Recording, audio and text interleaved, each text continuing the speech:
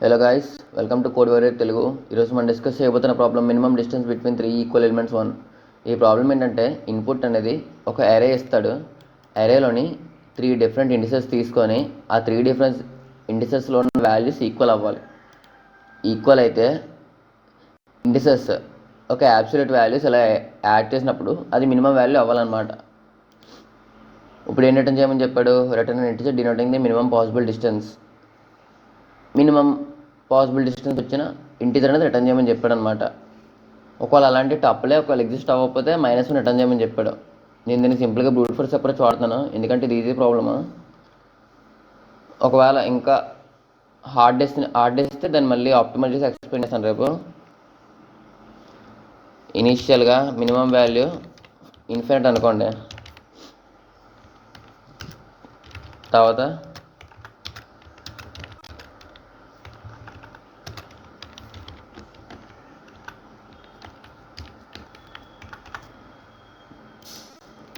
n అనుకుందాం. n of నమ్స్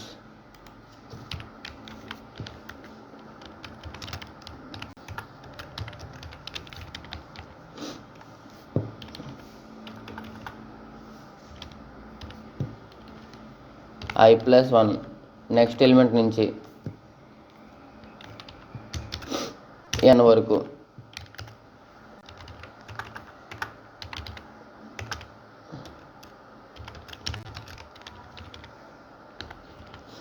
j+1 దాని తర్వాత నెక్స్ట్ ఎలిమెంట్ నుంచి n వరకు. ఇఫ్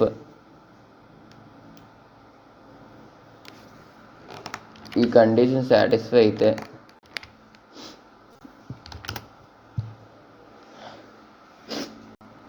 అంతేనా? ఈ కండిషన్ సాటిస్ఫై అయితే ఏం చేయాలి? ఓ సారీ, ఇది కండిషన్ కాదు,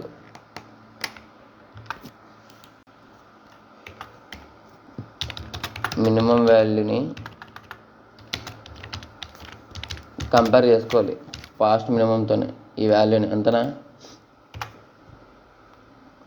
కండిషన్ ఏంటి? ఇది కండిషన్ మనకి. ఓకే,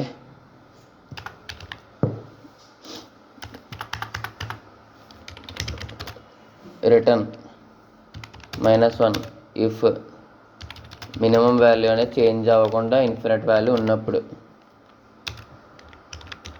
ఎల్స్ చేంజ్ అయింది, అప్పుడు అది మినిమం వాల్యూ అవుతుంది ఖచ్చితంగా. Okay, run time alert equal operator.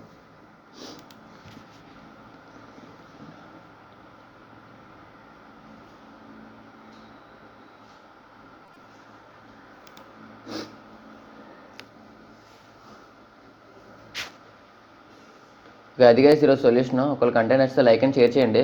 ఇంకా వేరే లాంగ్వేజ్లో కూడా సొల్యూషన్ కావాలంటే కింద డిస్క్రిప్షన్లో లింక్ ఉంది, ఒకసారి వెళ్ళి చెక్ చేయండి. And also daily lead code problems నాతో కలిపి సాల్వ్ చేయాలనుకుంటే ఇప్పుడే ఛానల్ ఫాలో అవ్వండి guys. That's it for today guys. Thank you.